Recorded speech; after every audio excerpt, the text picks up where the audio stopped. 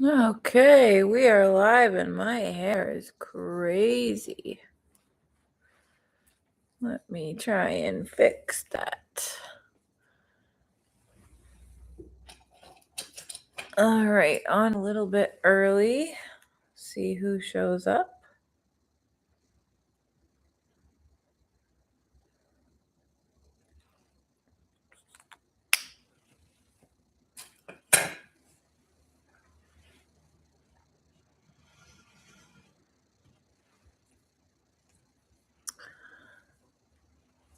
Bit of a rainy Sunday here.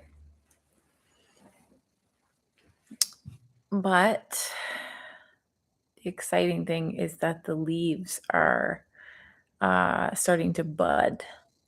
So that's amazing because it has been a very long time since I have seen leaves on the trees. So one of these days, they're gonna be leaves on the trees, and then the leaves are gonna fall off before you know it. Happy Mother's Day, says Susan. Thank you. I guess I'm a dog mother, but I don't like when people say that because having been a nanny, I know how hard that is. But happy Mother's Day to you and Princess Susan. I guess I'm an inner child mother. Happy Mother's Day for me for Lil Helm and Teen Helm. Yeah, I guess when you put it that way. I actually put that on my website, like proud parent to my inner child. So yeah, how are you doing, Susan? How was your week? Yeah, inner parenting is a lot of parenting. Definitely. How was your week, Susan? How have you been doing? Pretty good. Been busy with an embroidery project. Oh, the jacket, sewing the patches on the jacket. Your fingers are sore and you've got a deadline. Yeah, you definitely do. Sometimes you got to keep pushing. Um, embroidery to me sounds like such a 14th century princess pastime, like that's like what the wealthy women used to do, sit around and embroider, sewing patches, but one patch I don't have, so I'm stitching it from scratch. Oh, okay, that's a lot of work. That is crazy. I haven't done it since I was a teenager, so having to learn all over again. Oh, okay. Yeah, I don't it's like putting the needle all the way through. Like, do you have yeah, like the Bridgerton show, yeah. Yeah, it's like before they invented the novel, which wasn't till like the 18th century. Um, that's a lot of what women would sit around and do. Um, yeah, do you have the like rubber thing to push the needle through the stuff? David's here. Hi, David. Uh, David says, "Hello, Team Helmy and Sweet Cupcakes Helmy, the Angel of Canada." I should put that on my business card. Thank you, David. How have you been? It must be late for you. It must be like past midnight for you, David. How are you doing? How was your week, David? I haven't seen you in a long time, actually. How have you been holding up? Yeah, Susan wants to know how the job search is going. Um, yeah, a thimble, many types of thimbles. Yeah, in Monopoly, I was always the thimble. I have tried using it with a needle. I have a lot of uh, seamstresses in my family. Everybody's big into sewing in my family, but it was just so intricate. I could never get into it. You're using a leather one now. Okay. Okay, well, that sounds like it'll work. David, catch us up. If you're in here, let us know what you've been doing. How's your work situation? Susan says, "I'm a hack, but having fun." Well, and it's fun to have a project and a deadline that's for somebody else, because if it was your own deadline, you might not do it. So it ends up like being, like you kind of, it's whatever you can figure out by the time the deadline hits. And then you're giving it as a gift, so someone will appreciate it, right? So, um, yeah, so let me know what she said. When's the deadline, Susan? Yeah, she'll definitely appreciate it. You're putting so much work into this. What's the deadline? When does it due? It's like a school project. When is it due?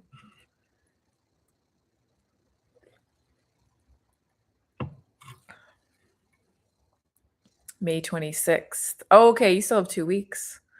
Good for you. Okay, so you're well in hand. You're not starting this the night before.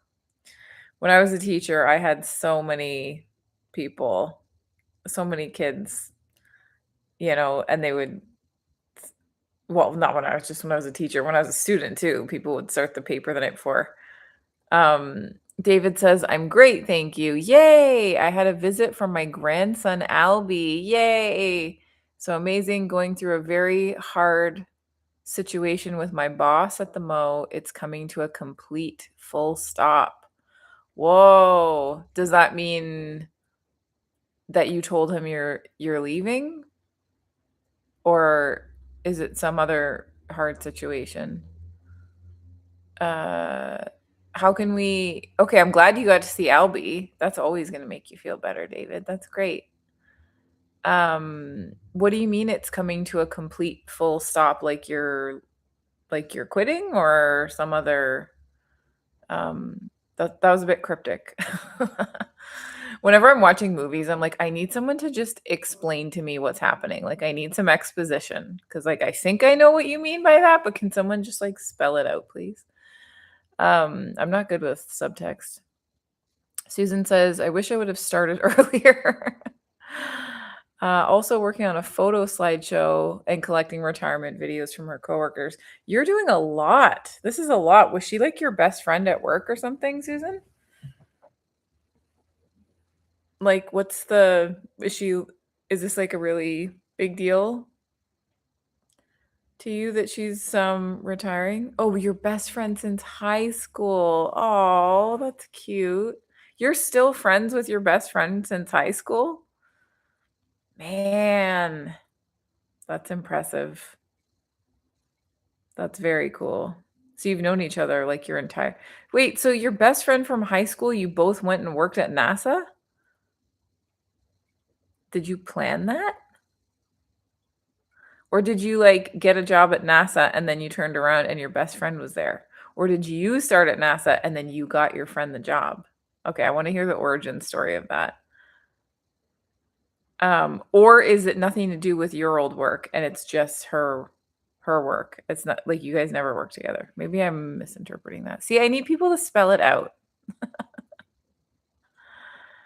Um, yeah, David, I would love to support you in your hard situation.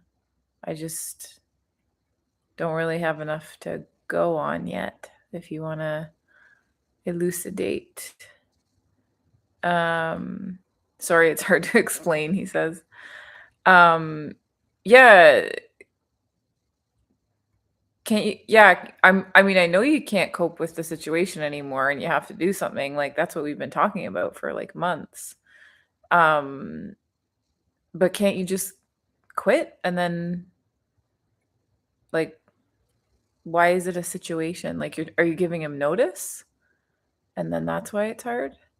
Susan says her career, so she both worked at NASA. When I came back to California, she had a job she needed help with. So I worked for her there on and off 10 years or so. Oh, so she got you the job at NASA? Is that what happened? Aw. Wow. That's a good best friend right there. Wow. Okay. so she got you the job, and then you guys got to work together and be best friends. So you were able to work with your see, David, listen to how great your job could be. You could be working in a dream job with your best friend. Like, that's what Susan is describing here, if I'm not mistaken. So, Susan, working with her didn't compromise the friendship? Like, you were able to, like, work together and be friends?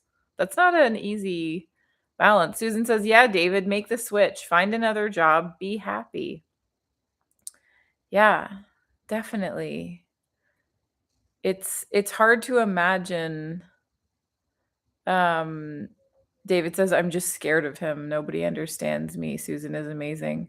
Yeah, I know you're scared of him. That's why I'm saying, like, if you're scared of him, it's better to just kind of disappear. It's you don't wanna give 2 weeks notice and then have to show up and be walking on eggshells and wondering, like, what he's gonna do or how he's gonna react. Like, I totally get that you're scared of him. I was scared of my boss too. Um, so yeah, like, David, that makes perfect sense. And of course you would be scared of him, like, you've been working for him forever. Um, like, you guys have a kind of a codependent relationship going on, like, that that's how it goes. That makes perfect sense. Susan says, "Yep, we get along great. Vacations with her are easy." Aw. She's thoughtful, and we both flow and think similarly. Easy and fun. Wow, that's awesome. Good for you. That's not easy to do, like, to maintain a relationship with someone personally that you've known since you were a kid, and work for them, yeah. Susan says, "Imagine how wonderful your life would be, David, if you weren't scared of him a and happy in your daily job. Art of attraction, dream and wish for what you want and make it happen." Absolutely. Couldn't have said it better.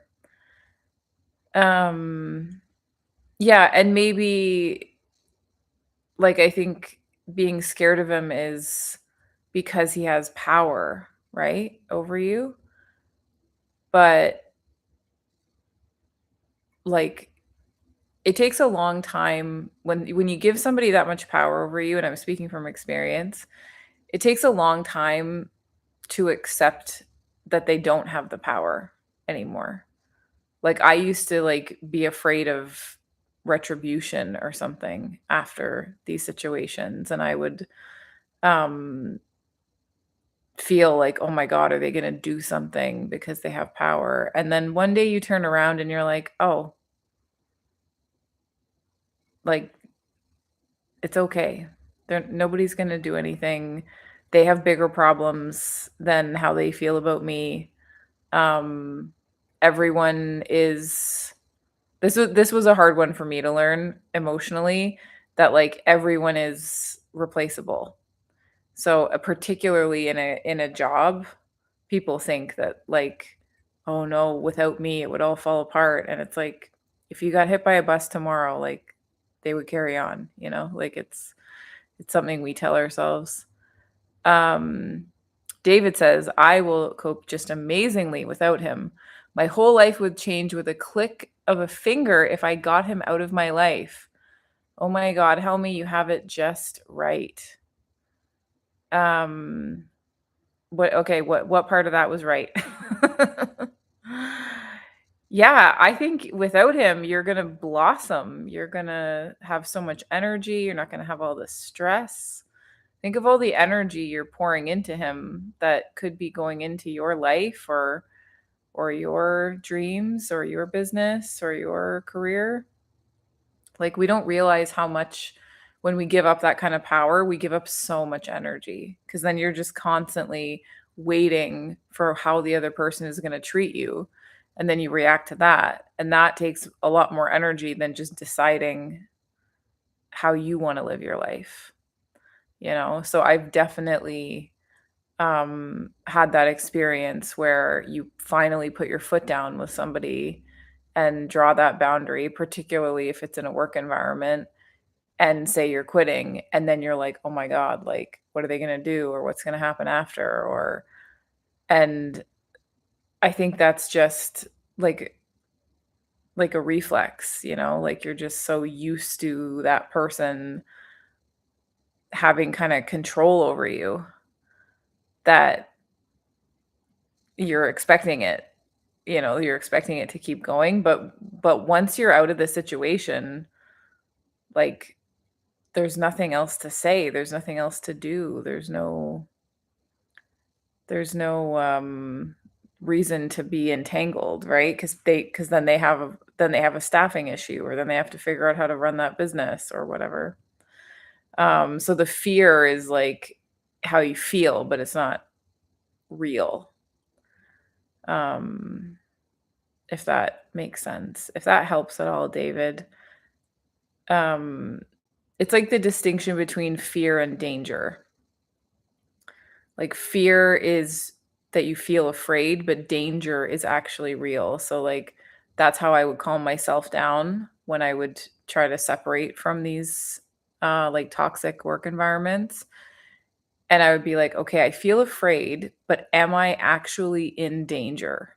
Do I have any evidence that somebody's actually going to harm me? Am I in danger, or am I just feeling fear?" And, like, once you can kind of take a step back and see the distinction, then you're like, "Oh, well, if it's fear, then I can comfort myself. If it's fear, then I can say, um, you know, what like, how do I make myself feel safe?" You can give that to yourself, but if it's danger, then there's, like, decisions you have to make, you know what I mean, to, like, create safety outside of yourself. So, David, I would just encourage you to just disappear. Like, you don't need to give him notice. You don't even need to tell him that you're quitting. You just stop showing up. And, like, and then if they ask, they may not even ask. I've had this happen with people where, like, I just stopped showing up and they'd stop, like, just nobody ever said anything. I actually know a girl who, who I was like, "Oh, did you break up with your boyfriend?" And she's like, "Well, sort of."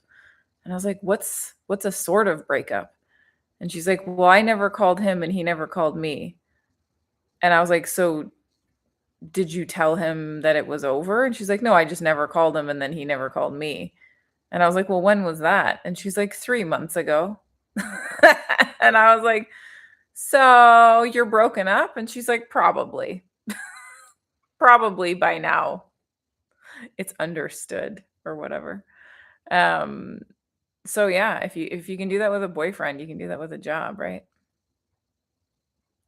It's not like this is the thing I've learned with jobs where it's like it's going bad, they're not gonna give you a reference anyway, right? They're not gonna write a letter, they're not gonna support you in leaving. So, like, you have to find some other way to get another job anyway. So if you don't need them for a reference, then you don't need to, like, follow follow follow the rules of treating them well when they haven't been treating you well, you know?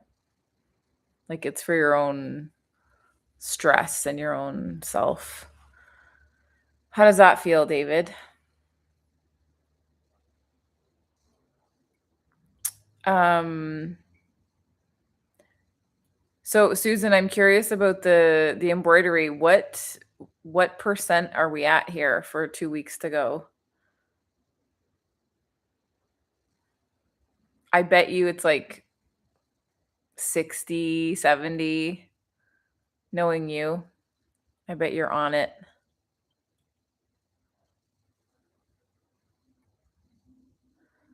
Um, sorry, I'm just reading the the chat. Yeah, I like what Susan said. Imagine how wonderful your life would be if you were happy in your daily job, free of him.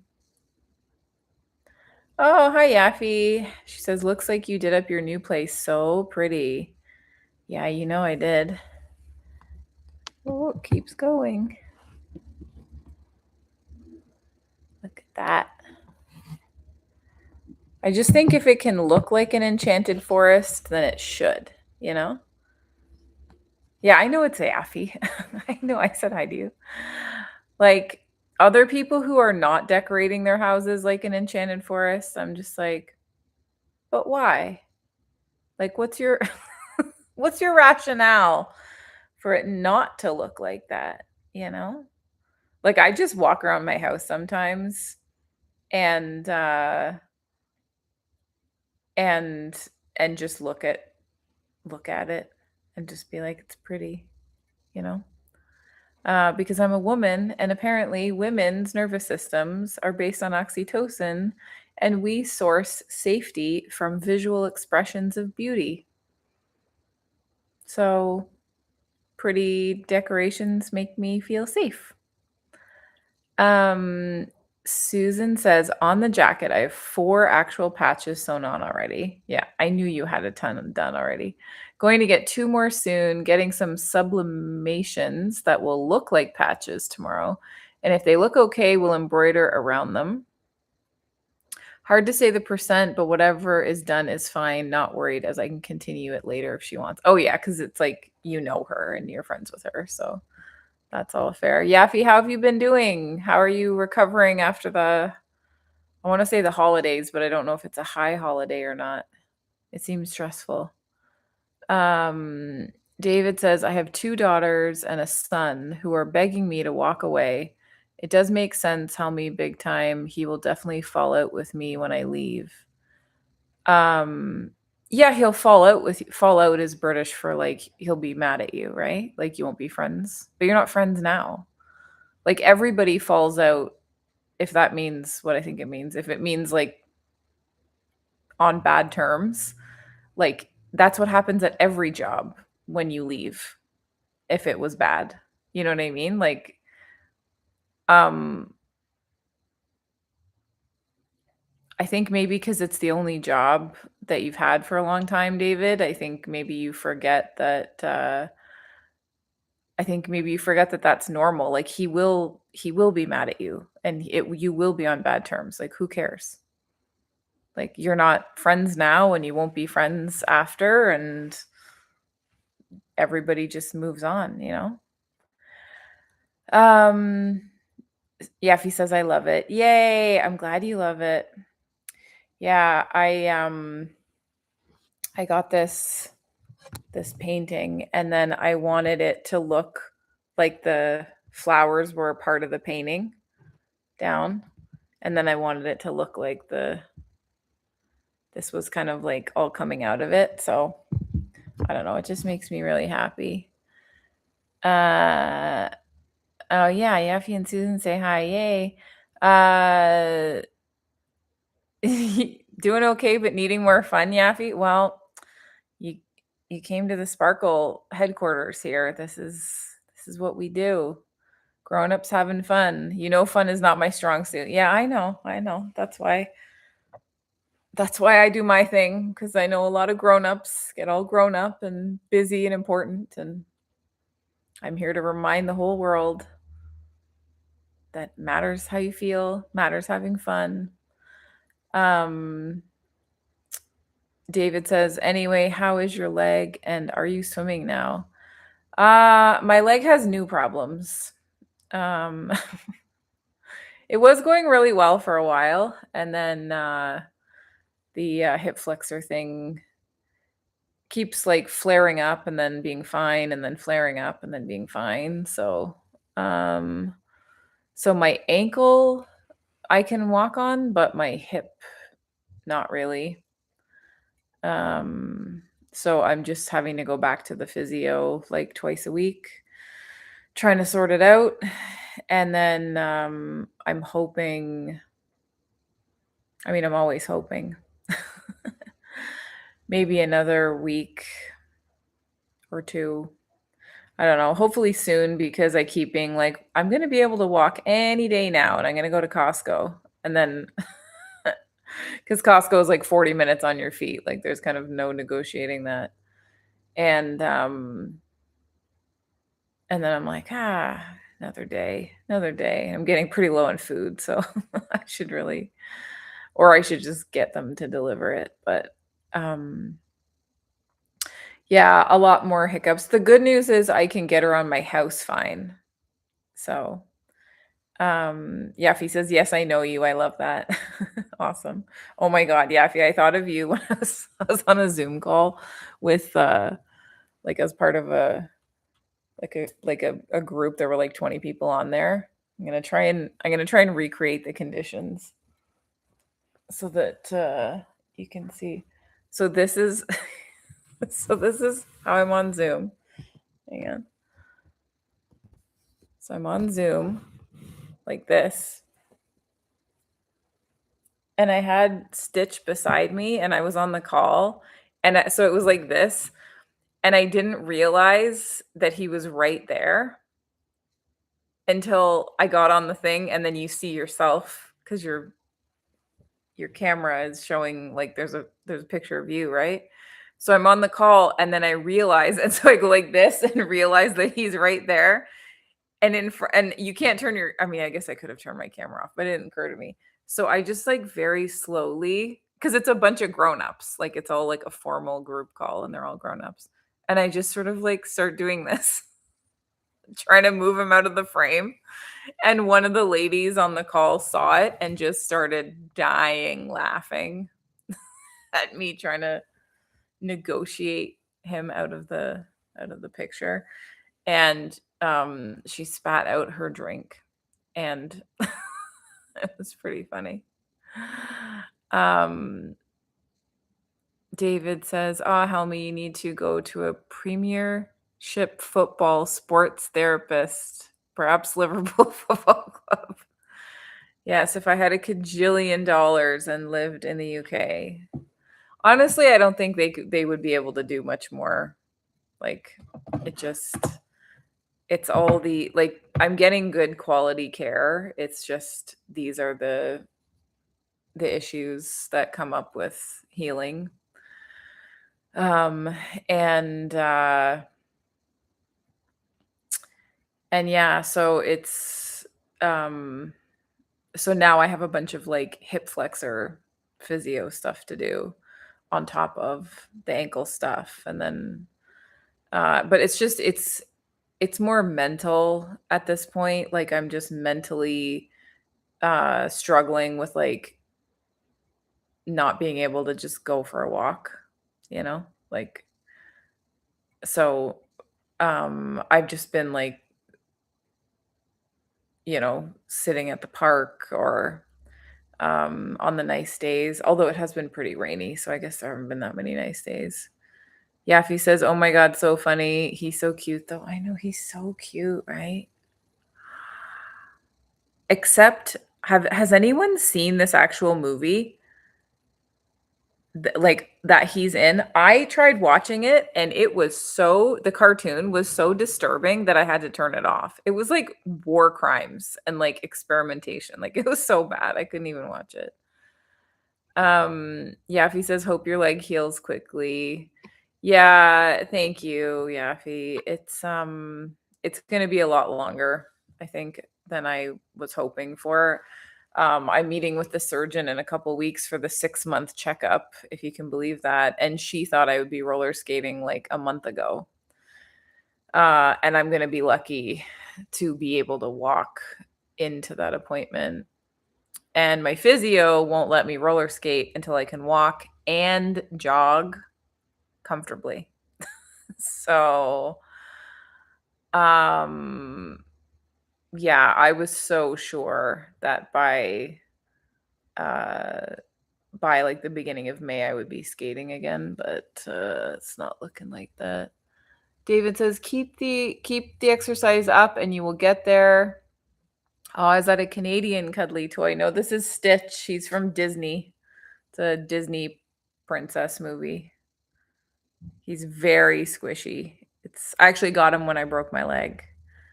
One of my friends bought him for me so I could have he was actually really good. I used to put a pillowcase on him that I could bleed all over and prop my ankle up. And that was what I used him for a good chunk of time. And now I don't bleed anymore, so he can come out of his pillowcase and see the light of day. Sometimes too much light of day when you're on a Zoom call with grown-ups and and you're trying to get him out of the frame. Um, Yaffe, do you have time now do you have like time to decompress now? David's like, "Oh yeah, Stitch, yeah. Yeah, it's from a movie called Lilo and Stitch that I could not watch, but I got the plushie." How's Albie doing, David? How far away does Albie live from you? Um, Yaffe, when's the next big holiday? Do you get a break for a while? I know you don't. You have so many birthdays and um other celebrations. You're just so busy. It's a whole lifestyle. But you can still fit fun in. You just have to like prioritize it, you have to look for it. Um yeah, Yaffe, do you need support on anything? I'm checking in with everybody on if they need help with anything.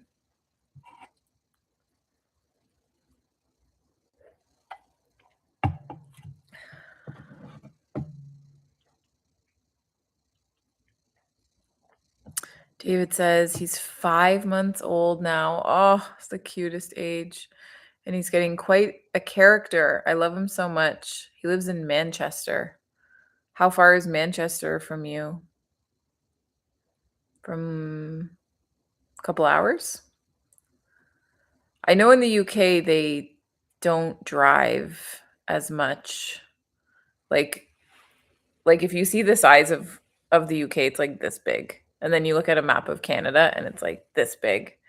And Canadians are and Americans are like used to driving uh I think longer distances as normal. But how many hours of driving is it? It's also apparently a Canadian thing, not a European thing, that if you're Canadian and someone asks you how far away is it, you'll answer in time. So if someone said, "Oh, how far away is IKEA from here?" I'd be like, "Oh, it's a 5-minute drive." And but if you're in Europe, they'd be like, "No, like how many kilometers away is it?"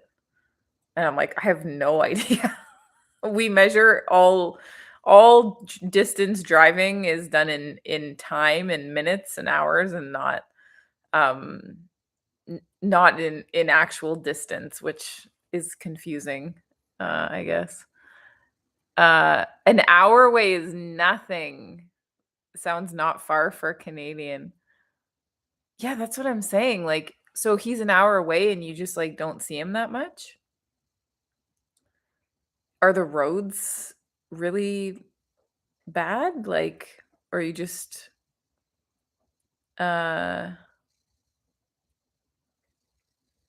yeah, if he says I lap the chat box. I feel like that's a typo. Um I don't know what that means actually.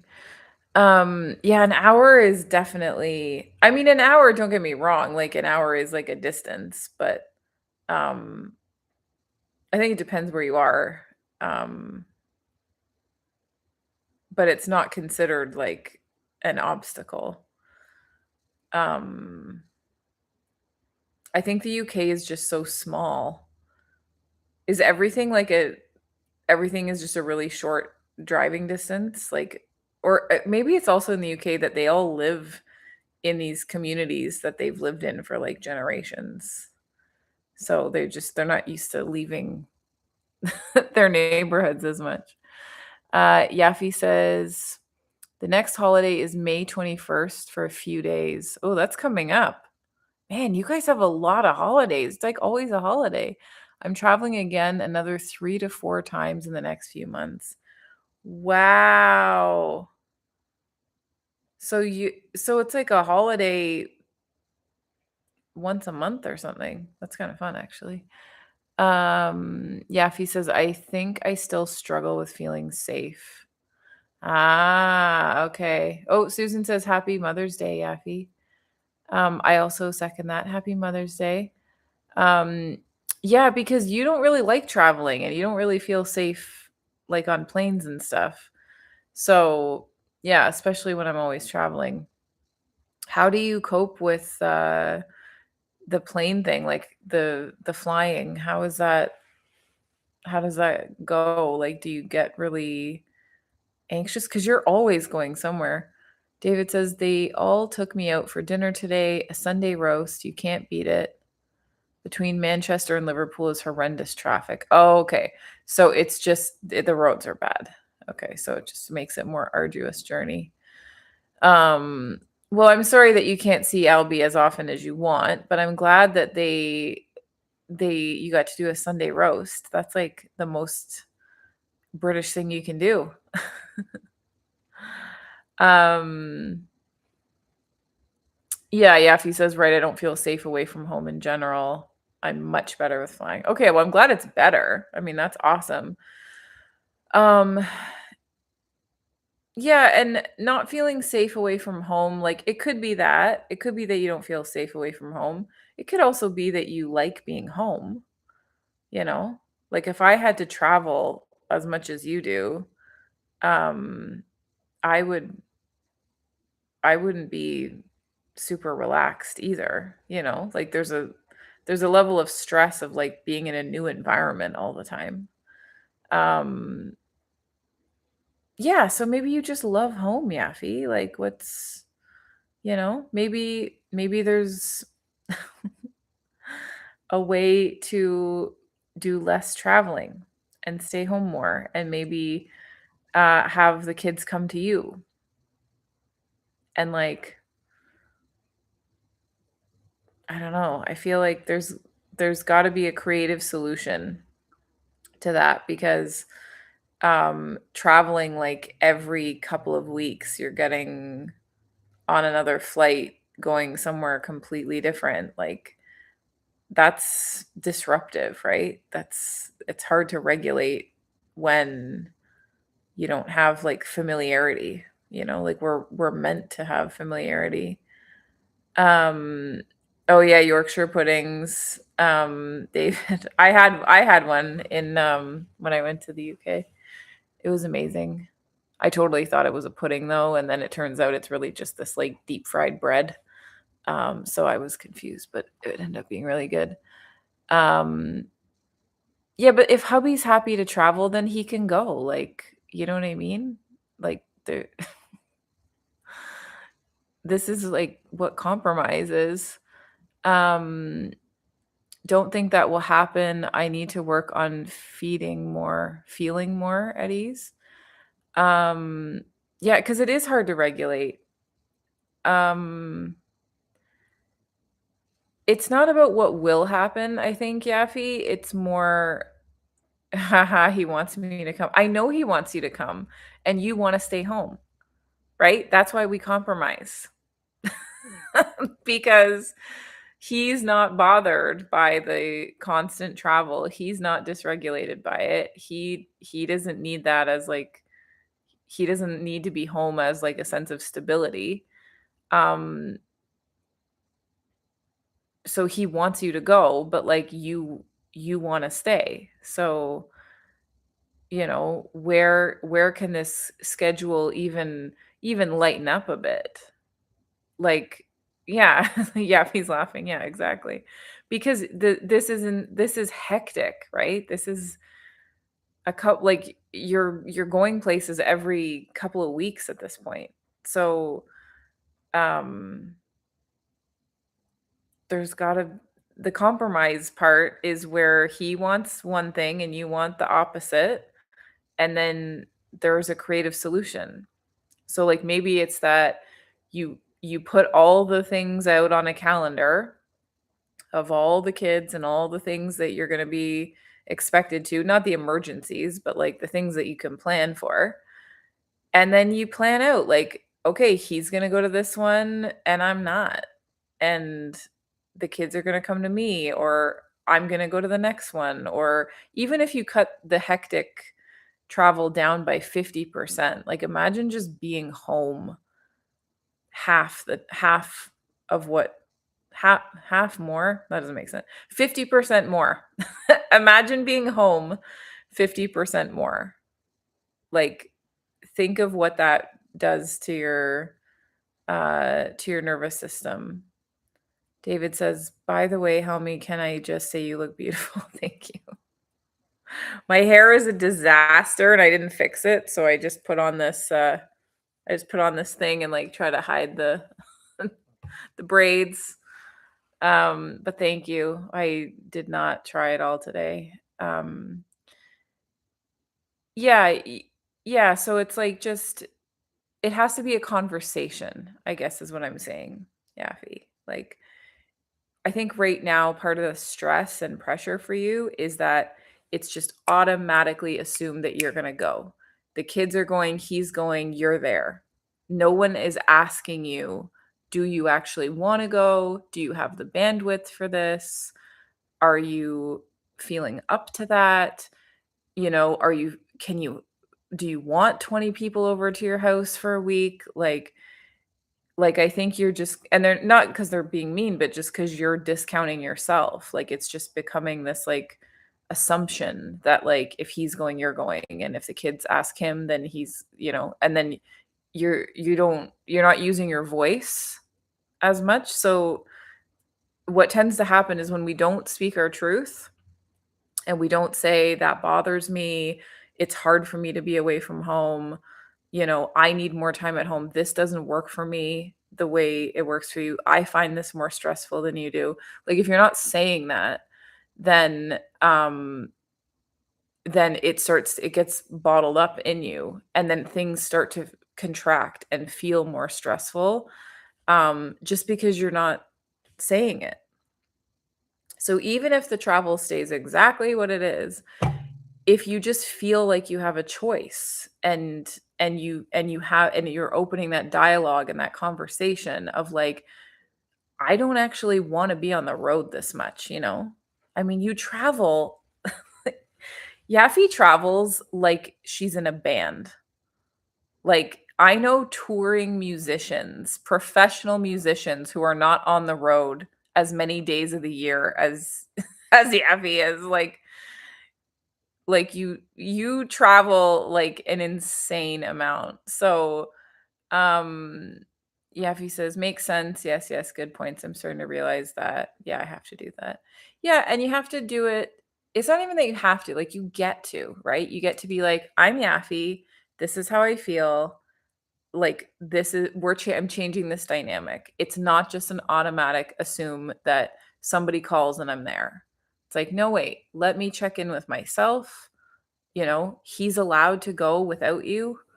There just needs to be like a sense of feeling heard. I know there are so many occasions when you have a big family. I know, but then maybe that's the compromise, right? Maybe that's you calling all your kids, all 11 of them. Is it 11 or 9? I'm pretty sure it's 11. And saying, I'm not coming to everything anymore. Like, I need to adjust your expectations. And it's not because I don't love you, and it's not because I knew it was 11. I said 11 first, and then I questioned it, and I was like, "No, it's 11." Um, it's calling the kids and saying, "I love you. I love all the kids. I love all the grandkids. I just can't keep this up." Right? Because keep in mind, it's like 11 kids, and then how many grandkids are there? And then what happens when those grandkids start having I mean, then you're gonna be it's exponential. Like, you're this is not sustainable. Yeffy says, "I have friends that have done that, and said, I just can't come to everything. Like, I think you put so much pressure on yourself, Yaffy, to go to everything that you're like, "Oh, the problem is I don't feel safe traveling." And it's like, "Well, maybe the problem is you travel more than feels good to you. And maybe you're traveling without feeling like you have a choice about it, and that makes it more stressful." Um, so yeah, and I mean, at 11 I mean, come on. I mean, could you even go to everything when there were 11 of them and they lived with you? Like, how do you go to 11 ballet recitals on the same day? Or how do you go to 11 parent teacher meetings? Or I don't know. Like, I don't know how you ever kept up with it. Um, she says, right, I hear that. Yes, it is more than feels good. Yeah, Susan's great for solutions on this. She says maybe 8 times a year your family celebrates all the birthdays and such that happened in the last month or 2. Um, okay, but that's insane. Yaffe says that she did it all. She said she went to all 11 kids's, you know, parent teacher interviews and soccer games and whatever. That's crazy that you ever did that. Like, you must have had no life for yourself then. You must have had no time to just be a person if you were trying to get to everything. And yeah, David says invite all of them to you. Yeah, well, there's too many of them for I think for that to be realistic. I know you're nuts, but not it's not that. It's just if you did that with all 11 because you wanted to, then that's great. Good for you. They're lucky that you did that. It is not sustainable to do that for 11 families that live all across the country. And some of them live in Chile. Like, it's just the expectation that you're putting on yourself that you went to all everything for all 11 kids while they were kids, and now that they have their own families, you're going to go to everything for everyone. Like, you can release yourself of that expectation. She's like, "Yeah, that's why there was no time for fun." Yeah, I hear that. Um, yeah, exactly. So, yeah, Susan says with children and grandchildren, it's exponential. It is. It is. And oh yeah, the one in Chile is hopefully moving to Houston. Okay, yeah. Yay. So I'm just saying, like, that's something within yourself. This is like David and his boss, where he's like, I can't quit. And it's like, you can quit, you know? Like, he's worked somewhere for a long time and he's like, I can't leave. And it's like, it feels like you can't leave. It feels like you can't say no. It feels like you're doing something wrong by having a limit, but you're just a person and people have limits. And I don't I don't think that you need to like keep holding yourself to this expectation because it's become a prison.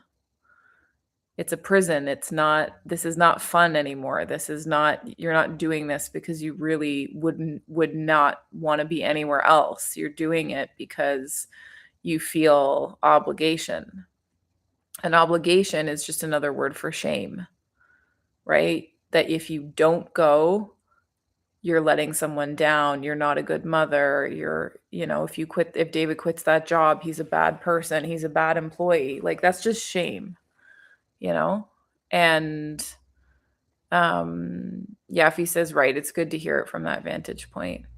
Yeah, so obligation, um, this is the new saying. I think I invented it, but I'm sure someone else already thought of it. Should is shame.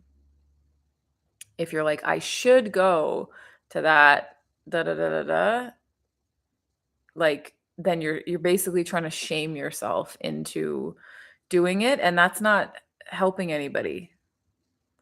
Even if you go, it's not helping anybody. David says, "Oh my God, yes, it is a prison I've lived in for 25 years and I just want my life back." Yeah, it's a prison. It's an obligation prison. And you're like, but I have needs. No, but I can't. But I need, oh no. And you're just trapped in this box like a messed up mime. And everyone else is looking at you being like, but there's no box.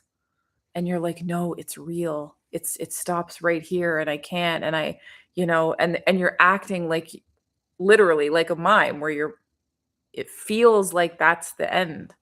That's as much freedom as you can have, but, like, it's a prison of obligation, and that's just imaginary.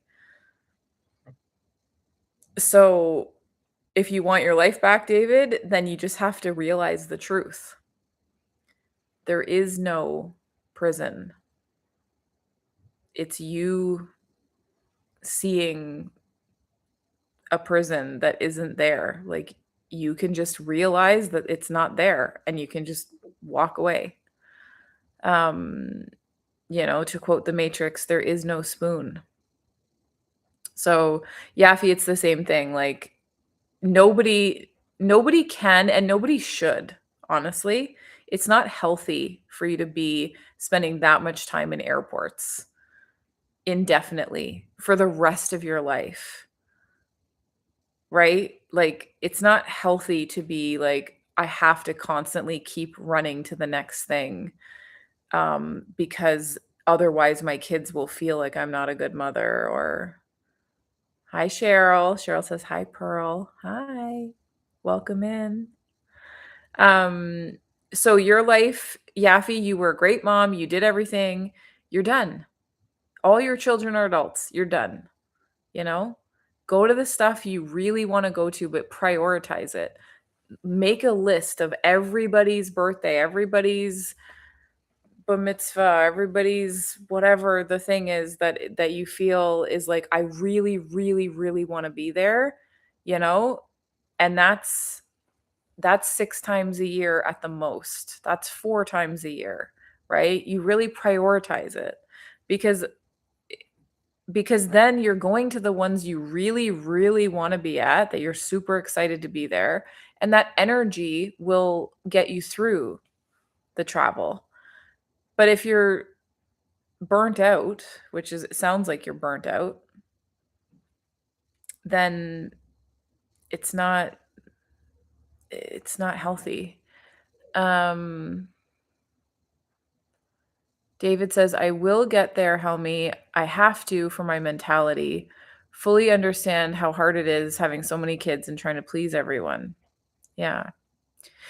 And then yeah, exactly, David. And Yaffe says, "Yep, good idea. Then you look forward to going." Exactly. So you pick the ones that you absolutely like. I'm so excited to go to that. And then, did you hear the switch? It switches from I should go to that thing to I'm so excited to go to that thing. I'm so excited that I'm gonna be a part of that. And then you look forward to going, you sparkle, you have joy, and then you start having fun, and then going to that thing is this highlight. It's this, like, amazing thing to look forward to and this exciting thing you get to be a part of, and then the rest of the time you're at home, and they know where to find you. It's a totally impossible expectation, that you will go to everything. Uh, yes, Yaffe says, "Yep, so much more fun." Exactly. And then they become destinations, and then you're like, "Oh my god, like, I'm looking forward to that.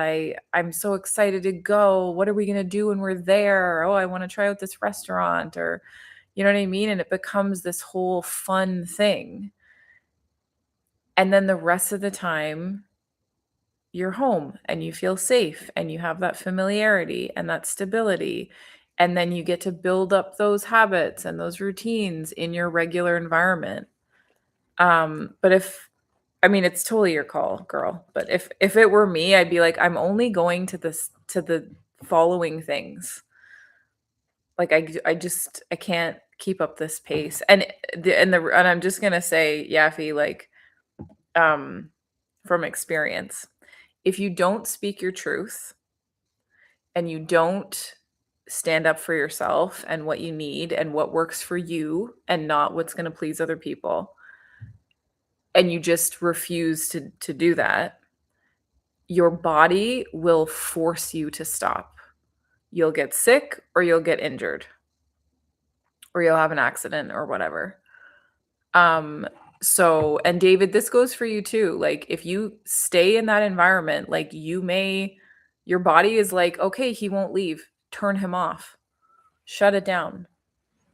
Right? Like, give him an injury, give him an illness. Like, we will not allow him to continue um, putting himself through this. Like, it's just it has to end somehow.